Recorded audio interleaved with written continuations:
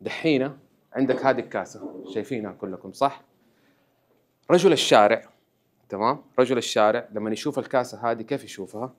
يشوفها بهذه الزاوية كذا. هو شايف الكاسة هذه أو الكب هذا بهذه الزاوية فقط. المهندس ما يشوفها كذا. المهندس يشوفها وكوركت مي. هذه الكاسة هذا اكس اكسس، هذا واي اكسس صح؟ هذا ايش؟ زي اكسس. وكمان لو درستوا بعدين الاوتوكاد صح؟ هتلاقي ايش؟ منظور الطائر الحر صح؟ ومنظور رجل الخرتيت المدريش صح؟ تلاقي كل المعلومات هذه في عقله وهو قاعد يشوف الكاسة كذا اللي هو. وانت بالنسبة لك الرجل الشارع بيطل فيها كاسة بالاكس اكسس بس صح؟ فعشان كذا في واحد صاحبنا ترى اكثر ناس يغيروا تخصصات المهندسين. 75% هذه دراسة صار قريب، 75% من المهندسين بيشتغلوا شغلانة أصلاً ما لها علاقة بالهندسة. فهذا واحد صاحبنا جاء راح يبي يغير كارير ويشتغل إيش في الماركتينج، فحضر دورات ماركتينج وهو بيحضر. فواحد حق الماركتينج بيقول لك أكتر ناس غلسين، يبي يعلمهم كيف يبيعوا. فيقول له أكتر ناس غلسين لما تبي تبيع لمهندس. فهذا مهندس ورايح للماركتينج، فبيسمع يعني فجأة كده ساب جواله وهذا بيسمع. فقام قال المهندسين عندهم قاعدة في عقلهم إنه ربنا خلق الخلق ناس عاديين ومهندسين. هذا رفع يده قال لهم يا جماعة أنا مهندس، أنا عمري ما فكرت كده، هذا مو صح، يعني الكلام هذا غير صحيح. قال له طب غريبة، يعني المحاضر قال له غريبة قل لي إيش الصح يعني خلينا نعرف. قام قال له ربنا خلق الخلق ناس عاديين ومهندسين ميكانيكا. طيب لو أنت إنسان عارف نفسك ما أنت من الناس اللي كده تحب تجلس قدام الماكينة ولا قدام السيارة ولا قدام الكمبيوتر بس وتتعامل مع الآلة، تمام؟ أحسن تخصص ليك لو أنت برضو تبغى تكمل هندسة عشان تكمل حلم أبوك وأمك، تمام؟ هندسة صناعية. هندسة صناعية. واحد في جزيرة تمام، مفقود كده في جزيرة ما في أكل ما في شيء وعطشان، تمام؟ فقام قال شعر، إيش قال؟ مظمى على الساحل ولو مت غرقان، لو مركبي تابوت والموج هايل، تغرق شهيد أرحم من تموت عطشان، طيحة شموخ ولا وقوف تمايل. يعني بمعنى إنه يا عمي أنا ما حيجلس على الشاطئ وأموت عطشان، أقلها أروح أنط في الموية أحاول أطلع من الجزيرة هذه، حتى لو مت يقولوا عني شهيد بدل ما أكون ميت عطشان، يعني حتى موتة مهينة شوية خليني أموت شهيد أحسن. فهذه الفكرة كانت إنه الواحد ياخذ 4 تخصصات حتى لو جاب معدل قليل يمشي. لما تيجي تنقي الشركة لا تطول في الراتب، لا تطول في الراتب. أنا اللي خلاني ترى أنا كنت أوريدي بدرس الدكتوراه هناك، واللي خلاني أتحمس وكل شيء إنه كان بروجرام اسمه YLP Young Leader Program. هذا البروجرام ببساطة إنك تجلس 2 تسوي روتيشن. ترى اشتغلت يعني جيت الشركة هذه الروتيشنز، اشتغلت في الكاستمر كير، تعرف اللي يتصل هابي كول هذا قيمنا وكذا، مهندس بيتصل بيقول الكلام ده. اشتغلت في الاي تي، اشتغلت في المصنع، اشتغلت في الماركتينج، اشتغلت في روتيشن. وفي نفس الوقت كانوا معطينك بروجكت عام بعد السنتين شو اسمه تبريزنت، يعني بعد السنتين البروجكت العام هذا بناء عن تقييمك واشيائك للشركه كامله، ويكون هذا البروجكت اما تحسين او ابتكار حاجه جديده في الشركه ككل. بقول لك رئيس امريكا ال31 يعني واحد رئيس اكبر دوله في العالم اللي هو اسمه هربرت هوفر حاجه زي كذا، هذا دارس مايننج انجينيرنج، تعدين حقت المايننج انجينيرنج. ايش جاب لي جاب؟ طب يعني هل ما استفاد من المايننج ولا ما استفاد؟ مايند سيت، انجينيرنج مايند سيت. شايف الكورسات اللي انت اخذتها كم؟ 150 147 ساعه، كم ساعه؟ 167 كم ساعه الاربع سنين كلها؟ ها 138. تعرف انت تقدر تخلصها في سنه ونص. you can do that. ترسخ فيك، تروح تاخذ حقة السنه الثانيه ترسخ فيك، تروح تاخذ حقة السنه الثالثه، تلاقي الاولى والثانيه صارت اسلوب حياه، صارت داخله فيك انت اوريدي، تمام؟ بعدين تيجي السنه الرابعه خلاص انت اوريدي صار الهندسه اسلوب حياه، او السنه الخامسه، في بعضهم 5 سنين على حسب، صار الموضوع عندك بروسيس. فانا نقطتي انه اذا انت جاتك ماده صعبه ولا شيء لا تحسبها انها اخر الدنيا، ترى في غيرك جاب درجات اقل بكثير، ما لها علاقه. اهم شيء تكسب البروسيس. انت عارف الانجينيرنج مايند سيت معناته انت عندك ستريس توليرنس، اللي في الشغل ايش يقولوا عنه؟ ثيك سكين. يعني تعرف اللي يديك كف وتلاقيه زي التمساح مو حاسس، فاهم؟ اللي هو خلاص ما عندك ستريس. ليش؟ لانه في مواد صعبه اخر الليل انت جالس ما انت قاعد تنام وتصحى وبرشر وغير الظروف الحياتيه حقتك كمان، الكلاسات والضغط النفسي، غير صاحبك اللي في الجروب الفاشل اللي تعبك كمان في التيم وورك حقك. فهذا الضغط ترى بارت اوف ذا بروسيس and you need to deal with it، لانه هذا ولا شيء مع اللايف، مع الحقيقه. فthis is the lifestyle. enjoy it and try to take this. لا تفكر اوكي انت حتى لو اخذت يا سيدي 80% من كل المعلومات اللي اخذتها ورحت اخذتها في الشغل، ترى المعلومات دي كلها بتتغير بعد فتره. what's gonna stay for you الين ما تموت؟ ايش اللي حيبقى لك؟ engineering mindset اللي هي البرمجه اللغويه العصبيه. تمام؟ ايش يقولوا؟ انه الانسان عقل واعي وعقل لا واعي، صح؟ صح؟ ايوه. انت لو تبي تقنع اي احد حتى مدرسك انه يديك ايه، تمام، in a good way in a good way اذا كنت تستحق له، تمام، خلاص، تبغى تتكلم مع مين؟ العقل الواعي اللي هو عنده المنطق، اللي يحلل الاشياء ويشوف صح يدخل، خطا ما يدخل. لو دخل للعقل اللاواعي زي المارد، صح، لو دخل جوا خلاص ينفذ. لو حتى سبيته وهو اقتنع انه هو هذا الشيء، حيصير هذا الشيء لو دخلت للعقل اللاواعي، صح؟ تمام. لكن في طرق في الكلام انت تقدر تزحلق الاشياء جوا. انا لما قلت زودوا تركيزكم معايا وسالتكم انتوا قلتوا ايش؟ ركز معايا، وهذا اللي انا كنت ابغى اوصله. تمام، صح. طيب النقطه ما فيها كلها انه لما قلت كلمه زودوا تركيزكم معايا راحت للعقل الواعي شافها قال اوكي يعني نركز، دخلها. العقل اللاواعي لما دخلت ايش شاف؟ انه انا اصلا مركز من اول الكلاس ودحين ازود تركيزي اكثر. عشان كده الواحده لما تروح تقول لزوجها قل لي احبك، انت ما تحبني، تمام، ايش اللي يصير؟ انت بتديها في الوجه، لا زود حبك لي، يختلف الموضوع، صح؟ هذه كلها هندسه الكلام. تمام. وفي ترى في نقاط تانية كثير، انت تقدر تربط اشياء حقيقيه مع اشياء غير حقيقيه ويصير تعدي من العقل الواعي وتدخل العقل اللاواعي. بمعنى انا اقدر اقول لك اليوم والشمس مشمسه وصوت المكيف شغال والكاميرا دي قاعد تلحقني وانت مبسوط جدا بالبرزنتيشن هذا. انا رميت لك حقائق كثير وحطيت حقيقه من عندي في الكلام السريع، انت ما انتبهت اني انا قصدي ابغى احسسك انك انت مبسوط بالبرزنتيشن حقي، بس دخلتها في الطريقه لا واعي.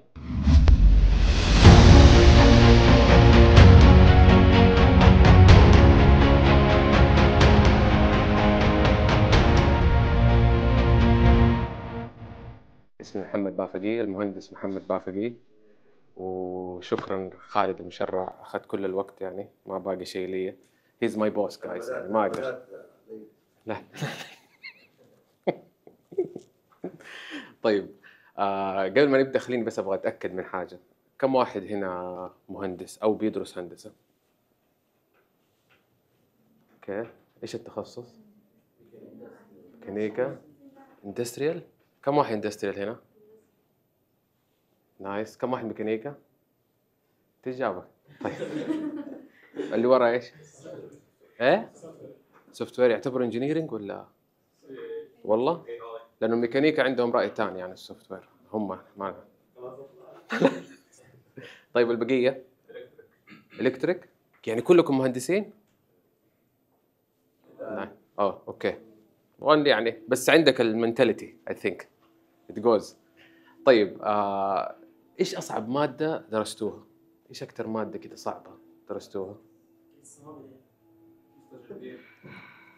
انا الانرجي ما هي، ترى اقول لكم حاجه، شايفين السلايد هذا نخلصه ونمشي، بس هذا السلايد تمام، بس ركزوا معايا السلايد ده ونمشي.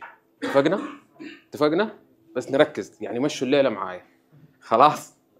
حلو. اصعب ماده درستوها في الجامعه ايش اصعب ماده لين دحين انت بتدرسها سواء كنت جونيور سوفت مور؟ ايش؟ انتوا اندستريال عندكم مواد صعبه. طيب كالكولس 1 ولا 2 ولا زي بعض؟ زي بعض. ايش؟ كالك 2 برضه؟ كيمستري؟ بس كيمستري لا، ما في كيمستري بينكم، ما في. طيب ايش ثاني؟ ايه برضه في common things. طيب ممتاز. طب ايش اكثر ماده تحبوها؟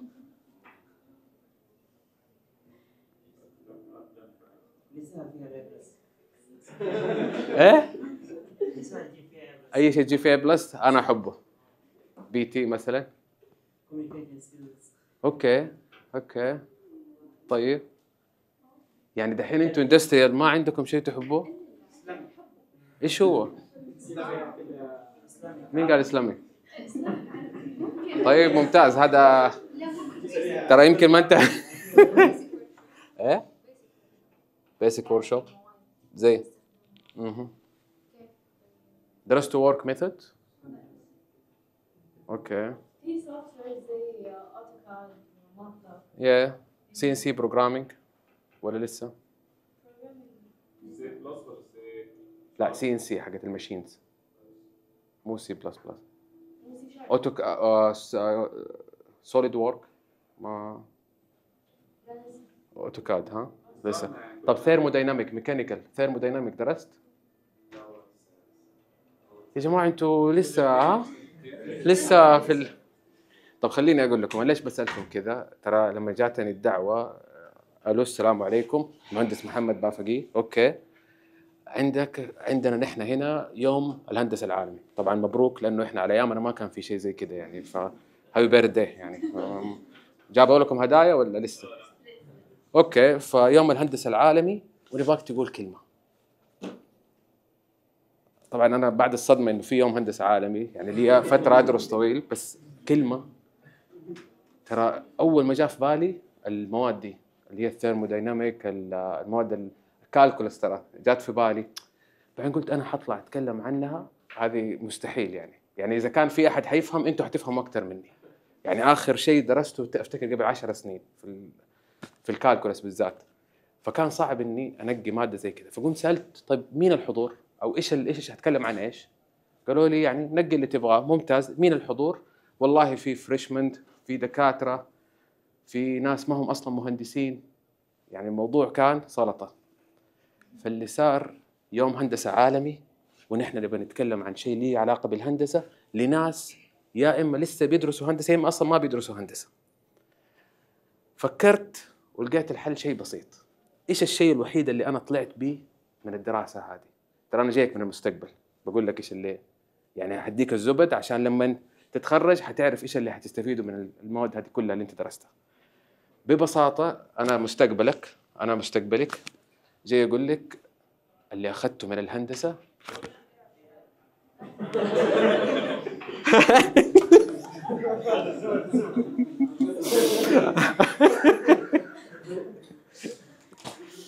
بس وخلص الكلاس كده خلاص. لا من جد اللي اخذته من الهندسه المايند سيت طريقه تفكير المهندس. هذا الشيء الوحيد اللي حتستفيد. مو الوحيد مره. تفضل. معلش اذا بدك تصير لو تواجهت اي مشكله يعني تعرف تحللها كيف تحلها وكيف طرق ثانيه غير المواد صح. يعني خلاص هنا بتتطور صح يعني انت درست هندسه صح تتغير افكارك تتغير تطوراتك تتغير هنا كله بيتغير. صح. وهذا تعريف ايه تفضل.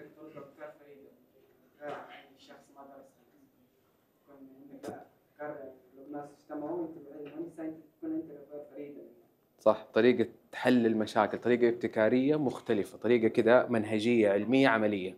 صحيح. في حد تاني عنده تعريف عن المايند سيت الانجينيرينج مايند سيت كيف يكون؟ صح كوريكت جايز. والله انتوا كده بتخلصوا المحاضرة بسرعة. كملوا. ايوه ايش؟ يس efficient صح. do the best thing in the fastest way. quality control صح. you don't lose صح. ايش تاني؟ يلا let's finish it. ترى احنا كده نص هذا خلصنا، هو المايند سيت. ها والله طيب خلاص نكمل لسه، عشان دحين حقول لكم ايش اللي صار. طيب ببساطه انا خليني اديكم النقطه المهمه. الشيء الصعب بالنسبه لي انا في الموضوع هذا انك كيف تبغى تشرحها لشخص ما هو مهندس. دحين عندك هذه الكاسه شايفينها كلكم صح؟ رجل الشارع، تمام، رجل الشارع لما يشوف الكاسه هذه كيف يشوفها؟ يشوفها بهذه الزاويه كذا، هو شايف الكاسه هذه او الكب هذا بهذه الزاويه فقط. المهندس ما يشوفها كذا، المهندس يشوفها كوركت مي هذه الكاسه، هذا اكس اكسس، هذا واي اكسس صح؟ هذا ايش؟ زي اكسس. وكمان لو درستوا بعدين الاوتوكاد صح هتلاقي ايش؟ منظور الطائر الحر صح؟ ومنظور رجل الخرتيت المدري ايش صح؟ تلاقي كل المعلومات هذه في عقله وهو قاعد يشوف الكاسه كذا، اللي هو وانت بالنسبه لك الرجل الشارع بيطل فيها كاسه بالاكس اكسس بس صح؟ فعشان كذا في واحد صاحبنا ترى اكثر ناس يغيروا تخصصات المهندسين، يمكن 75%، خليني اكون واقع معكم، 75%، هذه دراسه صار قريب، 75% من المهندسين بيشتغلوا شغلانه اصلا ما لها علاقه بالهندسه. فهذا واحد صاحبنا جاء راح يبغى يغير كارير ويشتغل ايش في الماركتينج، فحضر دورات ماركتينج وهو بيحضر، فواحد حق الماركتينج بيقول لك اكثر ناس غلسين، يبغى يعلمهم كيف يبيعوا، فيقول له اكثر ناس غلسين لما تبى تبيع لمهندس. فهذا مهندس ورايح للماركتينج، فبيسمع يعني فجأة كده ساب جواله هذا بيسمع، فقام قال المهندسين عندهم قاعدة في عقلهم إنه ربنا خلق الخلق ناس عاديين ومهندسين. هذا رفع يده قال لهم يا جماعة أنا مهندس، أنا عمري ما فكرت كده، هذا مو صح، يعني الكلام هذا غير صحيح. قال له طب غريبة، يعني المحاضر قال له غريبة قل لي إيش الصح يعني خلينا نعرف. قام قال له ربنا خلق الخلق ناس عاديين ومهندسين ميكانيكا.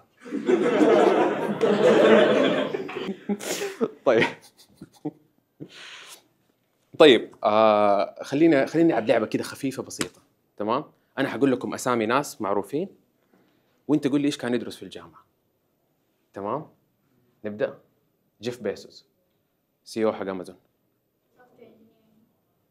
كمبيوتر ساينس اندستريال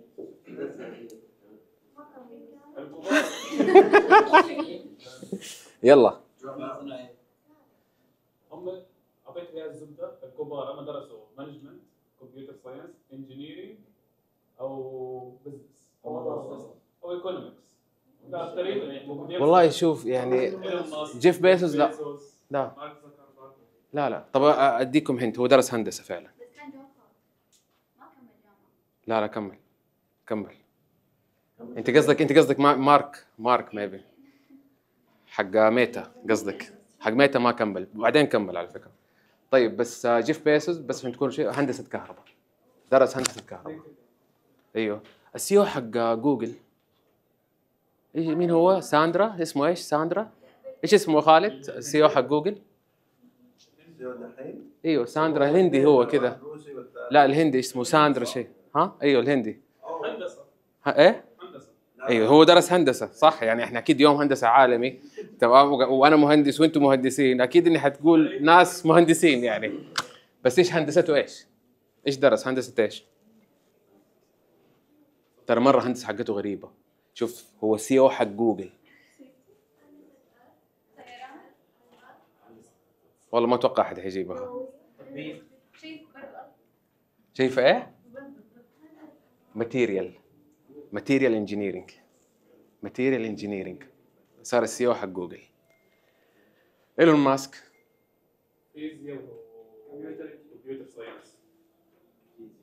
طب شوف مع انه ايلون ماسك في ناس كثير يقولوا عنه مهندس، بس هو مو مهندس، هو درس فعلا فيزياء، يور رايت. ولكن شوف سي او حق ايش؟ شوف الشركات اللي سواها، سبيس اكس ما ادري، كلها اشياء حقت مهندسين، وعشان كذا يقولوا له مهندس. طب ايش يعني ايلون ماسك؟ يعني عنده المايند سيت. ثانك يو. كلهم اصلا بيشتغلوا شغلانه ترى ما هي حقت مهندسين. ايش ادخل الكهرباء في جوجل ولا في امازون؟ ترى يعني هو اذا كان استخدم الانجينيرنج، جيف بيسوس حق امازون استخدمها بس انه كيف انجينيرد اس انه نلبس البيجامه طول اليوم، نطلب كل شيء من البيت. هذا اللي يعرف يسويه، صح ولا لا؟ دحين حتى الخضار، ترى الخضار صار يطلبوه من امازون، يعني بطلوا هنجر ستيشن، صاروا امازون يطلبوا الخضار ليترلي يعني everything. فايش الشيء المشترك بين هذول كلهم؟ الفكر. يعني تتوقع استخدم الكالكولس السي او لما هذا الثيرمودايناميك اللي لسه ما درستها؟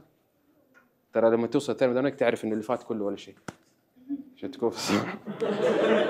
انتوا لا تضحكوا، انتوا هندسه صناعيه. ترى الهندسه الصناعيه ترى اذا انتوا لسه فريشمان، خليني اقول لكم شيء عن الهندسه الصناعيه. الهندسه الصناعيه تنقسم لا I'm telling you something. انا بقول لك حاجه حتفيدك مره كثير. الهندسه الصناعيه تنقسم 3 اقسام: علم نفس، هندسه، بزنس. هذه الثلاثه. فانت لما تدخل هندسه صناعيه انت ببساطه بتحاول تشرد من الهندسه بس ما انت عارف كيف، فدخلت هندسه يعني which is good. عشان كده هو اصلا اخترعوا الهندسه الصناعيه، تعرفوا ليش؟ ها؟ عشان ايه؟ والله خوفي منك انت حتجيب عليه. لا مو عشان الاسم.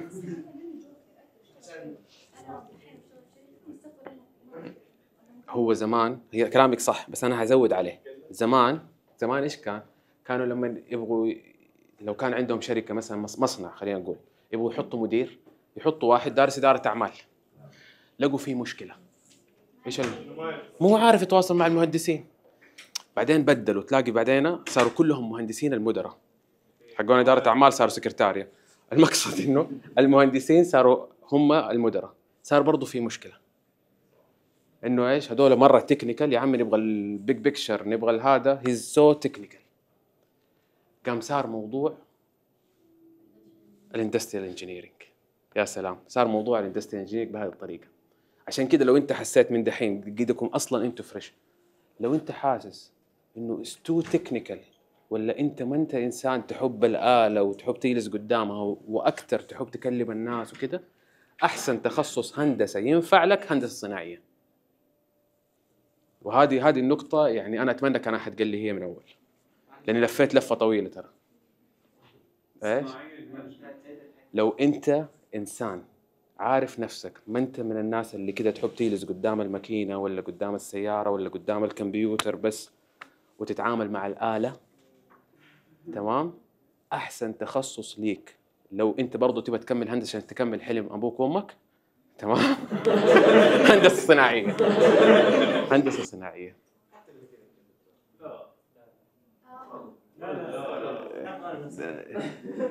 كيف حتى الميكانيك؟ طب خليني اقول لكم من واقع تجربه. اقول لك قصتي، اقول لكم قصه، ترى قصه غريبه شويه، يمكن تخرجوا من هنا تتذكروا القصه. بس ترى انا درست، تعرف كم سنه هندسه بكالوريوس؟ كم سنه؟ مين قال 8؟ 8 سنين وبعدها ماجستير. ايه very good question. اول حاجه، مين يعرف كليه ينبع صناعيه؟ كم؟ 300 كيلو متر صح؟ قريبه كده تقريبا صح؟ خلصت منها ميكانيكا، تمام؟ هي اسوشيت ديجري اللي هو يسموه دبلوم عالي، اللي هو تكمل بعدها سنه او سنتين وتاخذ البكالوريوس. طلعت امريكا انه ابغى اكمل ميكانيكا، واللي صار كان صادم.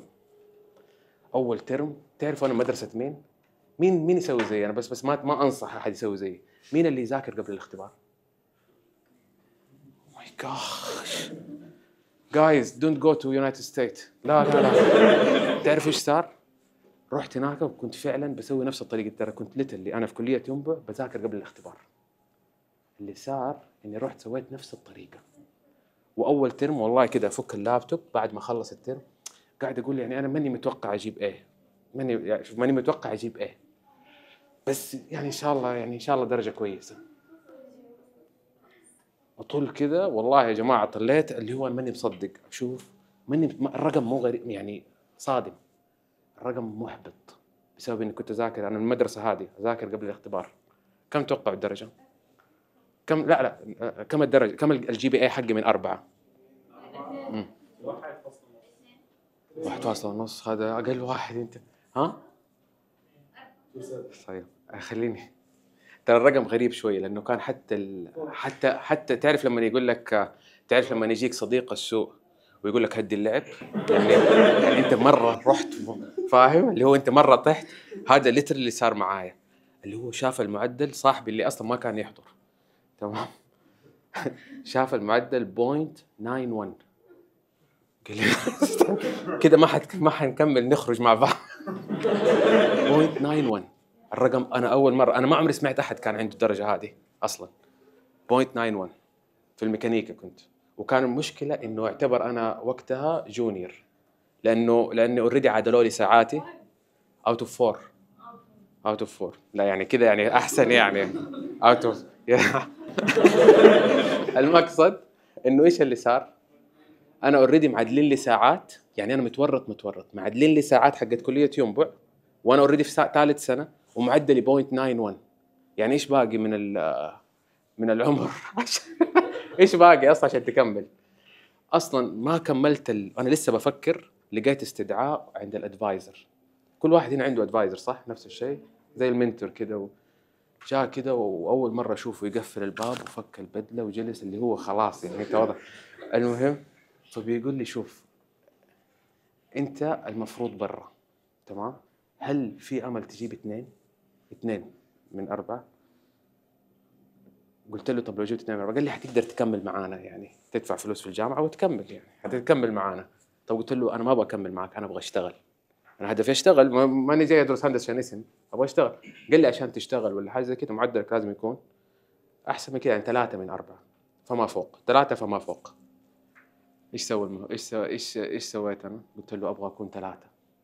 والله يا جماعه ترى هذا الادفايزر ترى مره ايجابي، ضحك يعني هذا الايجابي مره ضحك.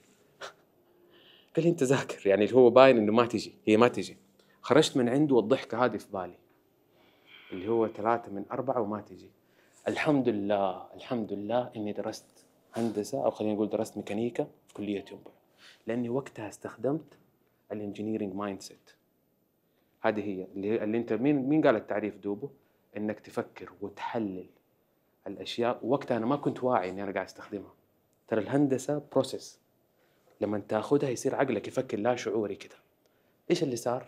والله خرجت من عنده بطاق، قفل الباب، وهذا انا ماشي قسمت الموضوع الى قسمين. اول مشكله عندنا ايش؟ انه اصلا انت لو جبت ايز في كل الكلاسات ما حتجيب 3، ما حتجيب 3. لو جبت كل الكلاسات الباقيه ايز ما حتجيب 3. المشكله الثانيه اصلا كيف حتجيب ايز اذا انت ذاكرت؟ يعني اذا ربنا وفقك يمكن حتجيب سي بعد كده، يعني انت يا دوب 1.9، كيف حتجيب ايز فيما بعد ذلك؟ بعد ما قسمت اشياء جات فكره مجنونه، وهذه سببها اللي صرت ادرس 10 سنين او 8 سنين. ايش الفكره؟ قلت اول حاجه من غير والله ما اقول لاهلي، غيرت التخصص عشان المواد الساعات والاشياء هذه كلها. غيرت التخصص بس محسوبه، ما تطلع منك. لو انت في نفس الجامعه غيرت تخصص ترى الجي بي الجريد حقك نفس ما هو تاخذه معك. بس ايش الميزه؟ لا ما تروح الساعات. شوف انت لنفرض الكورس حقك 150 ساعه مثلا، 150 ساعه صح؟ ال 150 ساعه تتقسم على ايش؟ على 4 من 4 صح؟ كل ال 150 ساعه. طب انت لو تخصصك 200 ساعه تتقسم على 4 من 4 برضه. طب لو 300 ساعه هتقسم على 4 من 4. يعني الماده اللي لها 4 ساعات حتصير 2 ساعة لو انت زودت. فانا ايش سويت؟ غيرت تخصص وزودت تخصصات. فرحت يلا ايش في عندكم؟ Industrial Engineering and Engineering Management, Safety Engineering, Technology Innovation Certificate, Six Sigma Green Belt Certificate. اللي عندك. تعرف كيف لما يدخل واحد سوق الخضار هذا بريالين؟ اوكي بريال، اوكي طيب فاهم اللي هو زي كده. والله يا جماعه كنت باخذ بطريقه انا ماني فاهم هاخذ ايش، بس اني كنت باخذ مواد بس شايل هم ابغى الحق اغير حاجه بسرعه. ترم واحد شايل هم اقول لاهلي، وانا قايل لاهلي اوكي ان شاء الله كويس. تعرف انت في امريكا والناس المهندس محمد راجع يعني الموضوع ترى مره عيب انك 0.91، يعني هذه ما حد حيقبل فيك في اي مكان، وبالذات لو اهلك حاطين طموح عالي فيك، يعني شايفينك كبير. فانا قلت اخذ مواد كثير هذه بحيث انه ايش، بدل ما هي 150 ساعه هتوصل 400 ساعه. يعني كل اللي راح هذا بدل ما ينحسب عليه 50% من جريدي حيصير 10%. كل اللي صار ده 10%. تمام؟ وفي نفس الوقت نجي للمشكلة الثانية، حكاية ايش؟ الدراسة. صح؟ خلاص كده احنا حلينا مشكلة الثلاثة. الدراسة ايش سوينا فيها؟ شوف أنا قلت هي في تكنيك دحين هقول لكم عليه، ترى التكنيك هذا لو استخدمتوه بأمانة، إذا أنت طموحك تجيب 4 من 4 التوتال، يعني خلاص بعد ما تتخرج تلاقي نفسك 4 من 4، لازم تعرف السر هذا. ترى هذا عن طريق الانجينيرنج مايند سيت، والمشكلة إنك تتعلمه مع البروسيس، يعني بعد ما تتخرج تلاقي نفسك فهمته. فاهم؟ فيعني اتس تو ليت، يعني خلاص تعرف اللي يديك المشط بعد ما شعرك طاح. ايش اسوي فيه؟ المقصد اللي صار، اقول لك السر. ها دحين هقول لكم السر، بس خليني بس اقول لك النقطه الاخيره. احنا فين كنا؟ في نقطه ايش؟ اللي طفت المواد. ودحين قلت انا حكايه انه كيف اجيب ايس، كيف اقدر اجيب ايس عشان اقدر ارفع المعدل. قلت يا عمي حتى لو جبت سي دي اي شيء، اسمك لما تتخرج معدل واطي بس 4 تخصصات. يلا فاهم اللي هو اللي هو حاجه تغطي حاجه. تعرف مين يعرف الشعر ذاك اللي يقول مضمع على الساحل؟ تعرفوا الشعر؟ تسمعوا شعر بدوي ولا ما لكم فيه؟ ما في؟ اشرح لكم. هو هذا شعر بليغ شوي بس عشان بس اطلعكم شيء من الهندسه. واحد في جزيره، تمام، مفقود كذا في جزيره، ما في اكل ما في شيء وعطشان، تمام. فقام قال شعر، ايش قال؟ مضمى على الساحل ولو مت غرقان، لو مركبي تابوت والموج هايل، تغرق شهيد ارحم من تموت عطشان، طيحة شموخ ولا وقوف تمايل. يعني بمعنى انه يا عمي انا ما حيجلس على الشاطئ واموت عطشان، اقلها اروح انط في المويه احاول اطلع من الجزيره هذه، حتى لو مت يقولوا عني شهيد بدل ما اكون ميت عطشان. يعني حتى موته مهينه شويه، خليني اموت شهيد احسن. فهذه الفكره كانت انه الواحد ياخذ 4 تخصصات حتى لو جاب معدل قليل يمشي. ولكن هقول لكم السر، بس اقول لكم كيف الدرجات زادت عشان تعرفوا قوه السر هذا. ترى بالانجينيرنج مايند سيت فاكرين معدلي 0.91 صح؟ الترم اللي بعده معدل الترم نفسه كان 3.5. طلع المعدل بس 1.9 قريب الاثنين خلاص. الترم اللي بعده 3.9. هذا لاحظوا كمان عدد الساعات أكثر، يعني أنا 3.9 كنت آخذ 19 ساعة، مو ساعات قليلة. يعني سو هارد إنك تفوكس. أنتوا عارفين كل ما تزود الساعات كل ما يكون أصعب تجيب جريد أعلى، صح؟ 3.9. بعد ذاك الترم كل ترم كنت بجيب 4 من 4 في البكالوريوس والماجستير. يعني حتى ماجستير مرتبة شرف أولى، واللي كرمتني وزيرة الدفاع الجوي حقت أمريكا. في البكالوريوس جبت كم تتوقع؟ 3.3. ما كانت تزبط، حاولت بس كلها ايز بس ما كانت تزبط. بس ايوه رجعت له. ترى he loves me so much by the way. I talked to him like 2 weeks ago. يعني شوف من متى، وكان كان التقاعد حقه. وهذا الشخص عشان تكونوا في صورة، تعرفين هذا اللي ضحك مين؟ اللي حطوا واحد كبير مرة في السن، يعني يمكن 80. ترى عندهم هناك يشتغلوا حتى بعد لين 70 75 تلاقيه شغال بتعاقد. تعرفوا مين اللي درسوا مين؟ اللي اخترع التخصص حق الهندسة الصناعية. باي ذا واي، يعني عشان تكون صورة، يعني كان حتى لما يشرح يقول your grandfather said، اللي يعني انه ايوه انه اللي هذاك انه جدكم يعني. فايش النقطة اللي كنت بكملها انا؟ حكاية الجريد وكيف صار الموضوع كذا، وخلصنا هذا كله عن طريق المايند سيت. ايش السر؟ والله السر ترى مرة يزعل انكم ما تعرفوا. ها؟ ايش تتوقع؟ ترى بأمانة كنت أذاكر أقل مو أكتر. ترى بأمانة يعني السمسترات اللي بعدها شفت أخذت ساعات أكتر. أنا أول ترم اللي جبت فيه 0.91 تعرف كم ساعة كنت أخذ؟ 12 ساعة وجايب 0.91. ولما أخذت 19 21 ساعة كمان أخذت، كنت بدرس أقل. ها؟ إيش؟ شوف الانجينيرنج مايند سيت إيش تسوي؟ أنت تحاول دائما تحلل الأشياء، صح؟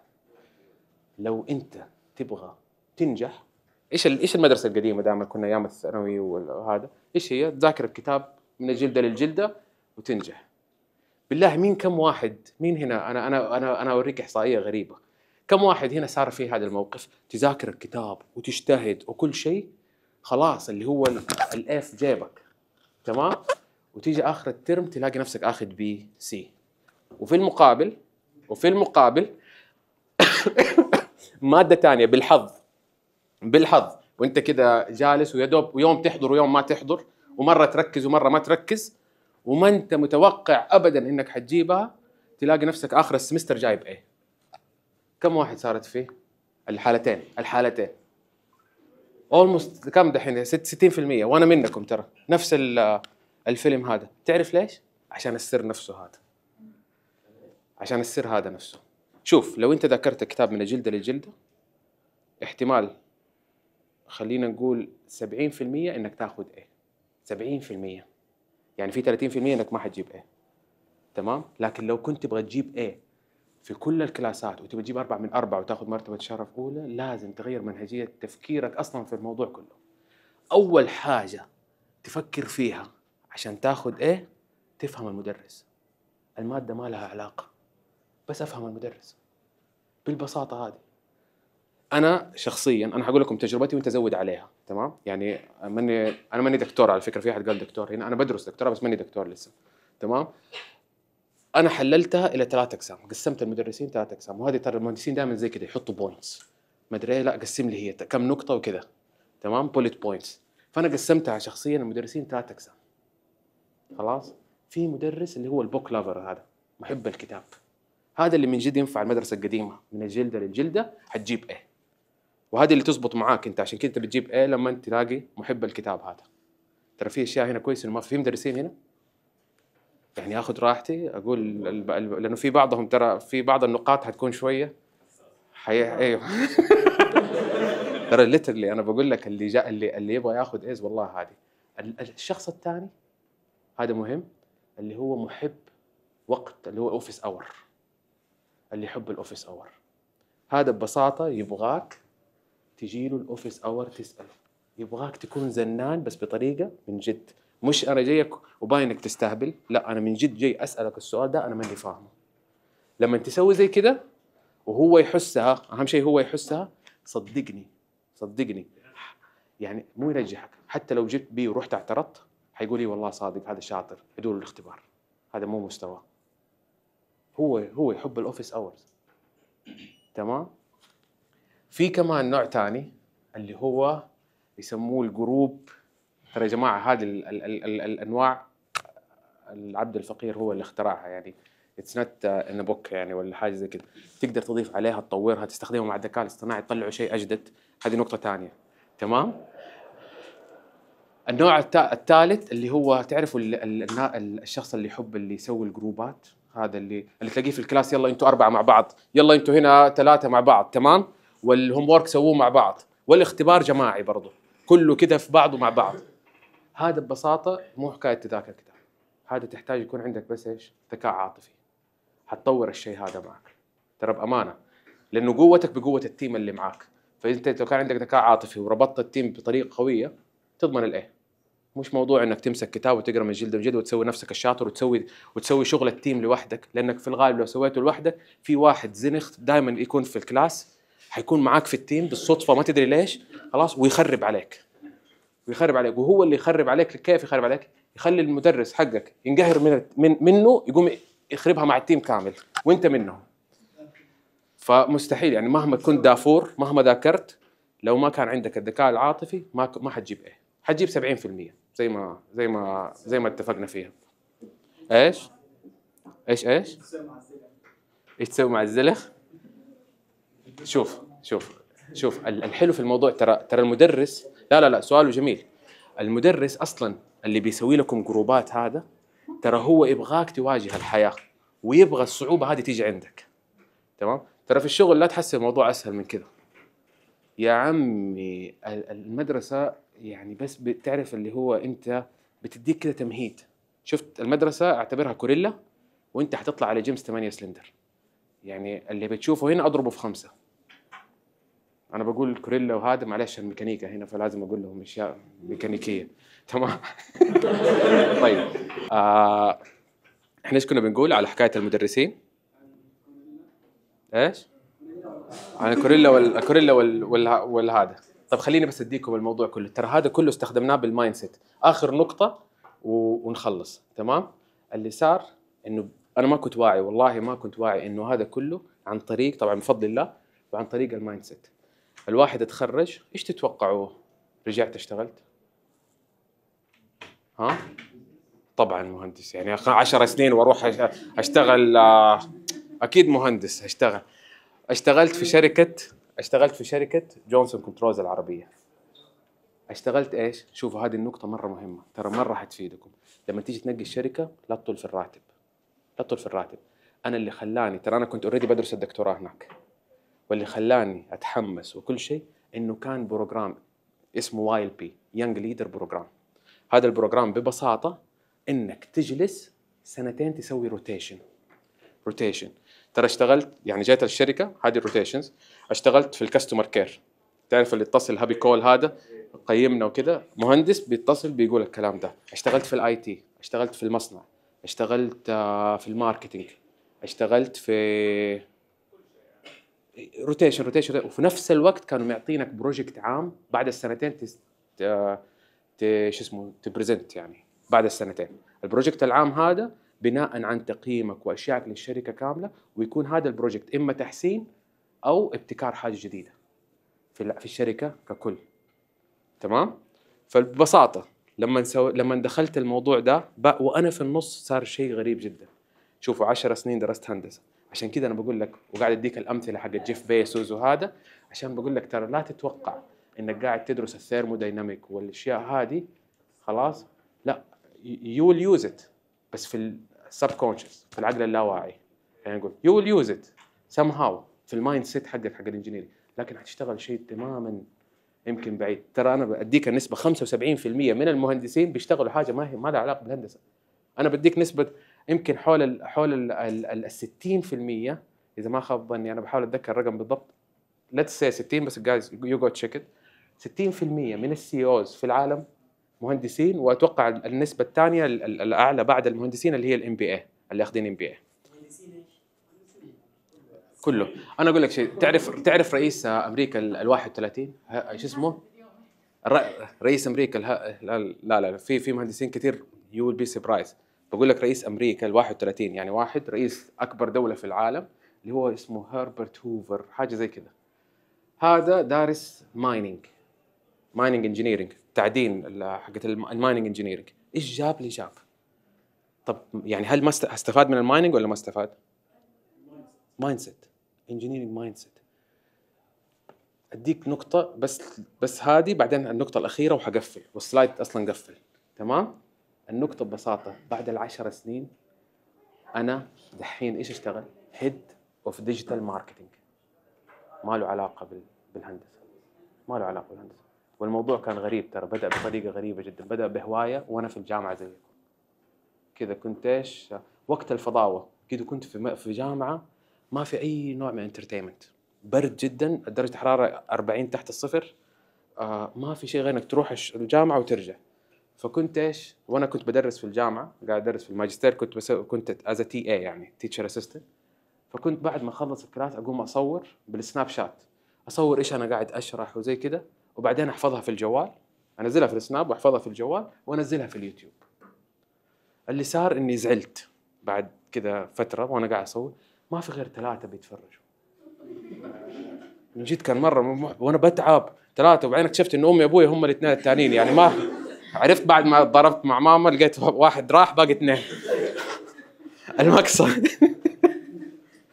المقصد انه لما شفت زي كذا بدا يشتغل انجينيرنج مايند سيت. ترى والله كله يعني الديزاين، شوف الفن والارت وهذا مو في عقلي، انه كيف تطلع الشيء حلو وكذا، مو في عقلي وقتها. كان كل الموضوع كيف تفهم كيف اليوتيوب يفضل الفيديو عن غيره. كنت مركز على اليوتيوب اكثر شيء. بالضبط، ثانك يو. كيف بيسويها، كيف البرمجه حقته. ما كنت ادري وقتها طبعا اس اي او، اس اي ام، سيرش انجن اوبتمايزيشن والكلام هذا، لسه تفكير بسيط. بدأت اتعلم عن التاج، الهاشتاج، الثمنيل، كيف تربط الثمنيل بالتايتل. فقاعد العبها، وكل مره انزل فيديو، والفيديو يعني ما بقول فاشل، الفيديو صراحه لو شفتوه موجود، يعني ترى لو شفتوا الفيديو حتضحكوا. واحد ماشي وبيتكلم كذا والكاميرا مهزوزه واي حاجه في اي حاجه. واحد من الفيديوهات الهبله هذه، تمام، يعني انا اقول كذا عنها لانه الموضوع اتطور، جاب 1.5 مليون مشاهده. ترى هذا بفضل الله طبعا، وايه الانجينيرنج مايند سيت اللي انا ما كنت ادري عنه، طريقه التحليل، طريقه التفكير.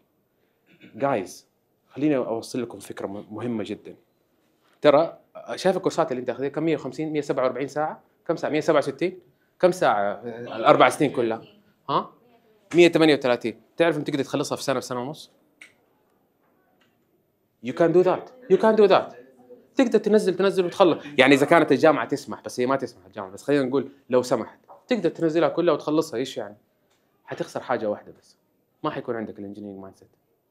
لانه هذه الدراسه اللي انت قاعد تدرسها هذه بروسيس. شفت كيف لما نحن يطبخ الرز على نار هاديه عشان ترسخ فيك؟ انت اخذت المواد حقت السنه الاولى ترسخ فيك، تروح تاخذ حقت السنه الثانيه ترسخ فيك، تروح تاخذ حقت السنه الثالثه، تلاقي الاولى والثانيه صارت اسلوب حياه، صارت داخله فيك انت اوريدي. تمام. بعدين تيجي السنه الرابعه خلاص انت اوريدي صار الهندسه اسلوب حياه، او السنه الخامسه، في بعضهم 5 سنين على حسب، صار الموضوع عندك بروسيس. فانا نقطتي انه اذا انت جاتك ماده صعبه ولا شيء لا تحسبها ان اخر الدنيا، ترى في غيرك جاب درجات اقل بكثير، ما لها علاقه. اهم شيء تكسب البروسيس. انت عارف الانجينيرنج مايند سيت معناته انت عندك ستريس توليرنس، اللي في الشغل ايش يقولوا عنه؟ ثيك سكين. يعني تعرف اللي يديك كف وتلاقيه زي التمساح مو حاسس، فاهم؟ اللي هو خلاص ما عندك ستريس. ليش؟ لانه في مواد صعبه اخر الليل انت جالس ما انت قاعد تنام وتصحى وبرشر وغير الظروف الحياتيه حقتك كمان، الكلاسات والضغط النفسي، غير صاحبك اللي في الجروب الفاشل اللي تعبك كمان في التيم وورك حقك. فهذا الضغط ترى بارت اوف ذا بروسيس and you need to deal with it، لانه هذا ولا شيء مع اللايف، مع الحقيقه. فthis is the lifestyle. enjoy it and try to take this. لا تفكر اوكي انت حتى لو اخذت يا سيدي 80% من كل المعلومات اللي اخذتها ورحت اخذتها في الشغل، ترى المعلومات دي كلها بتتغير بعد فتره. what's gonna stay for you الين ما تموت؟ ايش اللي حيبقى لك؟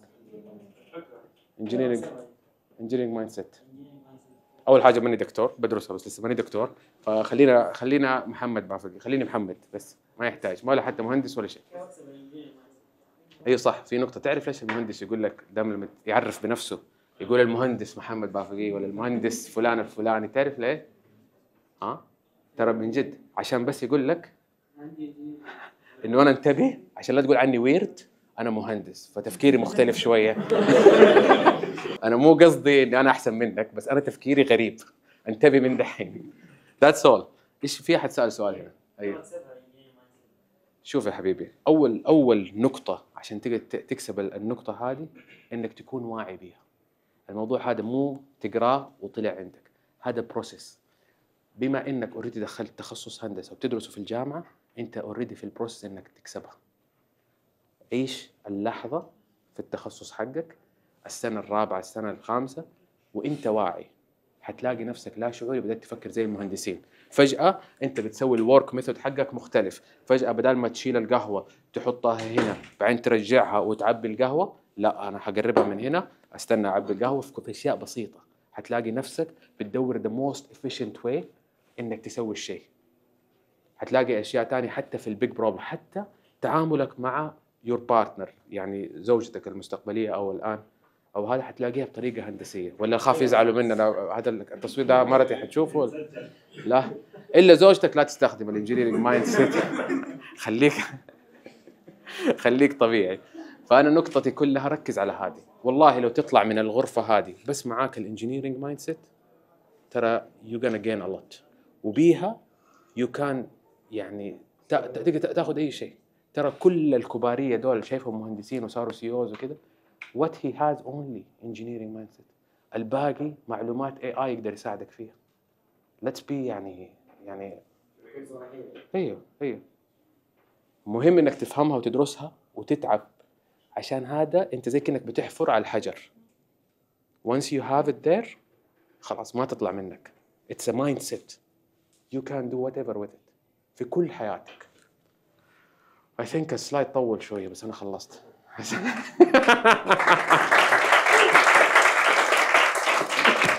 لو أي سؤال لو أي حاجة feel free guys يعني ترى. يعني ايوه صح، انا المفروض اني احط حساب اللينكدين عشان بعدين حتى لو حابين تتواصلوا. ايوه تفضل. يعني من امتع الورش اللي اخذتها. حبيبي على راسي والله، والله كلامك هذا يعني. يا ابويا محمد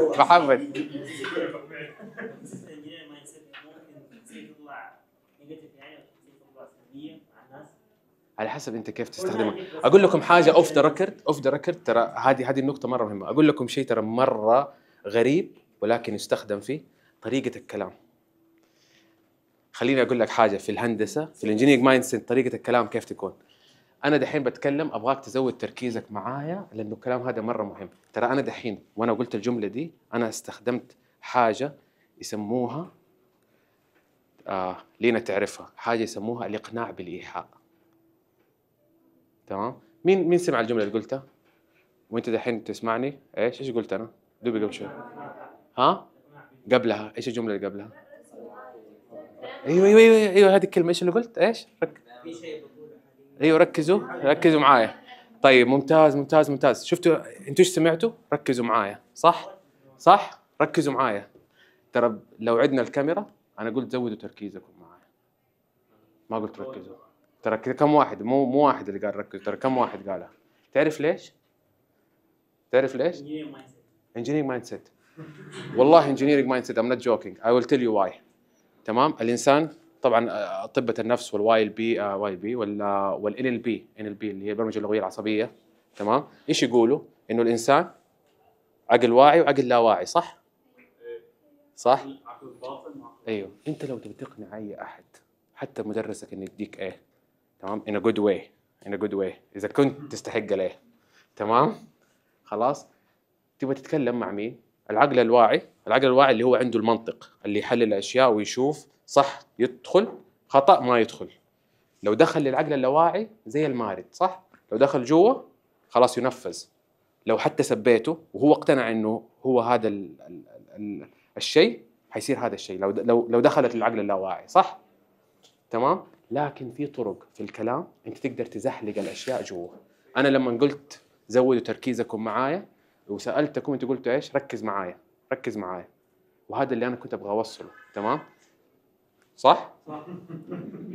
طيب النقطه ما فيها كلها انه لما قلت كلمه زود تركيزكم معايا راحت للعقل الواعي شافها قال اوكي يعني نركز، دخلها. العقل اللاواعي لما دخلت ايش شاف؟ انه انا اصلا مركز من اول الكلاس ودحين ازود تركيزي اكثر. عشان كده الواحده لما تروح تقول لي زوجها قل لي احبك انت ما تحبني، تمام؟ ايش اللي يصير؟ انت بتديها في الوجه، لا زود حبك لي، يختلف الموضوع، صح؟ هذه كلها هندسه الكلام. تمام؟ وفي ترى في نقاط تانية كثير، انت تقدر تربط اشياء حقيقيه مع اشياء غير حقيقيه ويصير تعدي من العقل الواعي وتدخل العقل اللاواعي. بمعنى انا اقدر اقول لك اليوم والشمس مشمسه وصوت المكيف شغال والكاميرا دي قاعد تلحقني وانت مبسوط جدا بالبرزنتيشن هذا. انا رميت لك حقائق كثير وحطيت حقيقه من عندي. في الكلام السريع انت ما انتبهت اني انا قصدي ابغى احسسك انك انت مبسوط بالبرزنتيشن حقي، بس دخلتها في الطريقه لا واعي. لازم تهندس طريقه كلامك عشان تاخذ اللي تبغاه بالحق. وزي ما انت تفضلت، انت ايش قلت؟ انت قلت ما انا اقدر اكون انسان وحش واقدر اكون انسان كويس. زي السلاح، زي السيف، انت تقدر تسوي شيء غلط به وتقدر تقيم العدل به، صح؟ فهو له حدين. اذا انت استخدمته صح you will do something good in this world، حتسوي حاجه مره كويسه. لو استخدمته غلط لا تلوم الا نفسك، صح؟ لأن ربنا شايف عندك علم كبير وحتاخذ علم كثير والله يوفقكم. شكرا.